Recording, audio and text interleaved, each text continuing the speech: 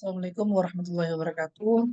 Jadi pada kesempatan kali ini saya akan mempresentasikan tugas kelompok mata kuliah analisis numerik, di mana beranggotakan saya Rindayat dengan NIM 069, ada Mbak Diva Anissa Widiko dengan NIM 1210032, ada Geza Satya Danera dengan NIM 1210023, dan terakhir ada Raisa Wahyu Saputri.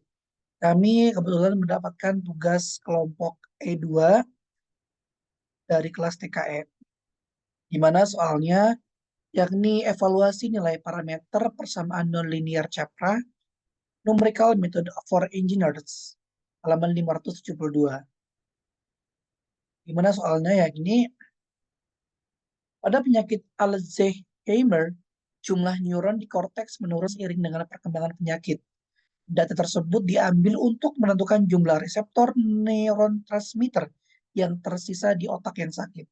Neurotransmitter bebas disimulkan dalam F besar, diinkubasi dengan jaringan dan konsentrasi yang terikat secara spesifik pada reseptor B yang telah diukur. Ketika pengikatan spesifik pada suatu reseptor, konsentrasi terikat berhubungan dengan konsentrasi bebas melalui persamaan B sama dengan Bmax dikali F per K ditambah F. Dengan menggunakan data di bawah ini, tentukanlah parameter yang meminimalkan jumlah kuadrat residu juga hitung R kuadrat. Oke, ini diketahui bahwasanya rumusnya itu B sama dengan B max kali F di per K tambah F. Nah, di sini juga sudah diketahui nilai F dan juga B-nya. Rapat instruksi yang pertama itu prosedur linearisasi terlebih dahulu. Oke. Nah, kita mempunyai persamaan seperti ini. Yang pertama yang harus kita lakukan adalah linearisasi dengan menggunakan metode least-squares, di mana 1 per B sama dengan K per B max dikali 1 per F ditambah 1 per B max, di mana melakukan metode least-square ini untuk menghitung nilai A dan B. Dan untuk bentuk asli least-square-nya sendiri adalah Y sama dengan AX plus B, di mana kita misalkan dulu Y sama dengan X per Y, sehingga A sama dengan 1 per B max dan B 1 per B max. Nah, kita masukkan saja ke dalam tabel nilai B dan juga nilai F-nya. Nah, nilai B dan F ini sudah tertera di soal. Kemudian yang Y dalam kurung 1 per B. 1 dikali 1 per B yang ini juga sama B-nya yang ini di setiap masing-masing kolomnya. Terus yang ini 1 per F, tinggal 1 per 0,1, 0,5, dan sebagainya. Nanti nilai X yang ditemukan akan dikuadratkan, dan X yang telah ini X yang sudah ada dikali dengan Y. Nah, kita menggunakan determinan. Kita mencari determinan terlebih dahulu. Rumusnya seperti biasa, sehingga diperoleh nilai D 556,613. Setelah itu kita mencari determinan B. Dan juga cari masukkan determinan B-nya yang telah diketahui dari tabel tersebut.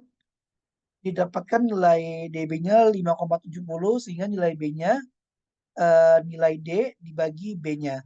D-nya kan yang sudah diketahui 556 dan DB-nya ini 5,70. Sehingga didapat nilai B-nya sendiri adalah 0,01. Nah, selanjutnya kita mencari nilai DA, determinan A. Sama seperti yang tadi, diperoleh nilai DA-nya itu 4,69 dan A-nya itu 5,69 dibagi 556. 556 yang tadi. Dan diperoleh nilai 0,0084. Nah, setelah itu dapat dicari nilai B dan juga A-nya dengan rumus yang pertama tadi yang di awal, yang 1 per B max, sehingga nilai B sesungguhnya adalah 97,6. Sedangkan nilai K-nya itu adalah eh, nilai A dibagi nilai B max, sehingga 0,09 dibagi 97, oh sorry, maksudnya dikali. Nilai B max dikali dengan A. Sehingga diperoleh K-nya 0,8239. Nah, setelah itu kita melakukan menggunakan metode numerik. Yang pertama itu menggunakan regresi nonlinear, yakni metode Gauss-Newton. Nah, kita kembali lagi dengan persamaannya pertamanya, yaitu B sama dengan B max kali F per K plus F. Nah, langkah pertamanya itu kita akan mencari turunan parsialnya terlebih dahulu. Ini terhadap A, ini terhadap B, sehingga diperoleh yang atas yang terhadap A ini X plus X per B plus X, sedangkan yang B-nya ini min AX per B plus X kuadrat. Selanjutnya kita menyusun matriks turunan parsial terhadap masing-masing variabel K dan juga Bmax, disimpulkan dalam ZO. Nah, setelah itu kita menyusun post matriks turunan parsial, dan juga kita melakukan perkalian matriks turunan parsial dengan transpose. Jadi hasil dari ZO dikali dengan ZO pangkat T. Nah, setelah itu kita mencari inverse dari hasil perkalian matriks turunan parsial dengan transpose. Oke, dan selanjutnya kita akan mencari nilai matriks D dengan rumus YI dikurangi FXI. Selanjutnya kita melakukan perkalian transpose matriks turunan parsial dengan matriks D. Dan selanjutnya mencari delta A dengan rumus perkalian transpose matriks turunan parsial dengan matriks D dibagi perkalian matriks turunan parsial dengan transpose-nya. Dan diperoleh nilai delta A-nya. Setelah itu didapatlah mencari nilai K dan juga Bmax baru. Di mana Bmax per K sama dengan Bmax lama tambah delta A0 dan K lama ditambah delta A1. Nah, selanjutnya untuk mencari nilai yang sama, kita akan menggunakan nilai K dan Bmax yang baru didapat. Kita masukkan dalam tabel. Nah, pada iterasi 1 kita menggunakan tebakan awal 50, di mana KB-nya sama dengan 1 dan D sama dengan Y dikurangi do F per do A. Kita masukkan ke dalam rumus yang tadi, ZO dan D-nya, sehingga diperoleh nilai ZO pangkat D kali D, dan diperoleh nilai A dan B yakni 51 tambah 0,0377 0,418, ini 50,0338 per 1,0418. Selanjutnya adalah menggunakan literasi lebih lanjut. Namun pada kali ini kita hanya menggunakan literasi karena masih terdapat keraguan terhadap jawaban yang telah didapatkan. Nah, selanjutnya sebagai pembanding kita akan menggunakan metode Hooke-Jeffs, di mana Hooke-Jeffs ini menggunakan prinsip sukses gagal. Jadi kita akan menggunakan percobaan dan juga terlebih dahulu terhadap penentuan langkah yang akan kita lakukan ke depannya. Ini data yang telah terdapat pada soal.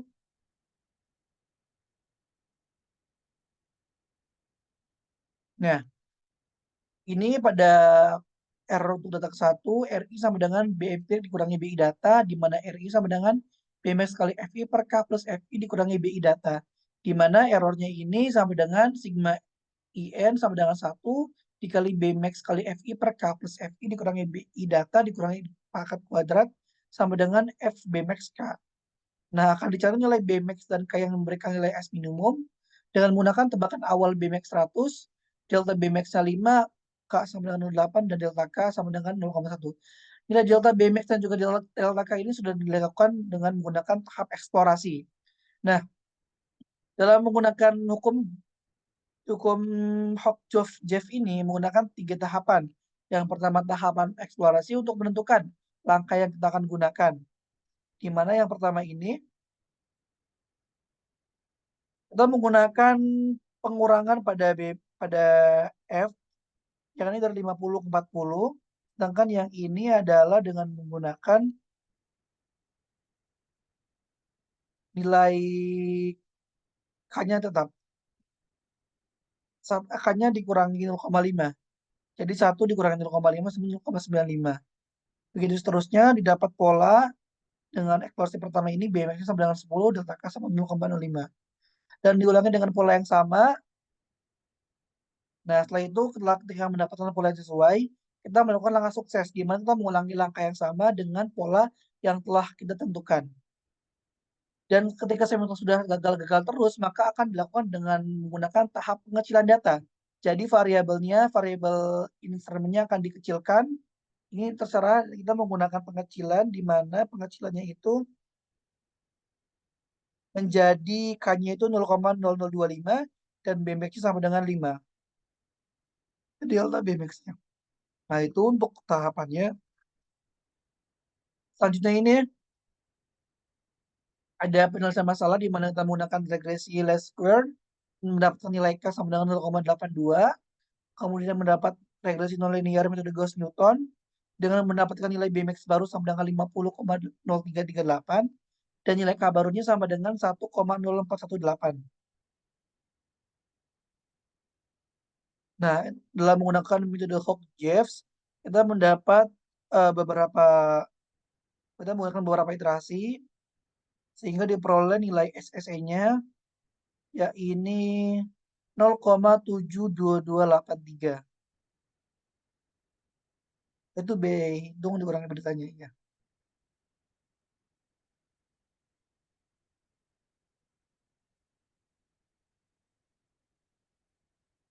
Ini nilai dari beberapa iterasi yang digunakan.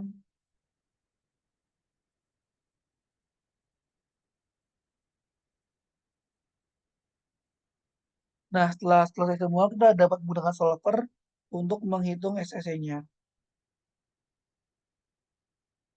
Oke, kesimpulannya, metode Gauss-Newton ini merupakan metode yang cenderung lebih cepat konvergen karena menggunakan informasi turunan untuk memperbaiki nilai parameter secara iteratif. Sedangkan metode Hook-Jeffs ini diperoleh lebih presisi dalam beberapa iterasi dibandingkan metode Hook-Jeffs. Namun, metode ini memerlukan komputansi turunan yang lebih kompleks. Metode Hook-Jeffs ini lebih sederhana dan tidak memerlukan informasi turunan, sedangkan metode ini lebih lambat untuk konvergensi, sehingga cukup efektif untuk menemukan solusi yang cukup baik dan memerlukan hitungan. Dan kedua, kedua metode tersebut memiliki kelebihan dan kekurangannya masing-masing. Metode Gauss lebih unggul dalam hal kecepatan konvergensi dan akurasi, sedangkan metode Hook-Jeffs menawarkan solusi yang sederhana dan mudah diimplementasikan tanpa perlu menghitung turunan. Pemilihan metode terbaik tergantung pada kebutuhan spesifik dari permasalahan yang dihadapi dan ketersediaan sumber daya dan komputasi. Sekian dari saya, lebih kurangnya mohon maaf. Assalamualaikum warahmatullahi wabarakatuh.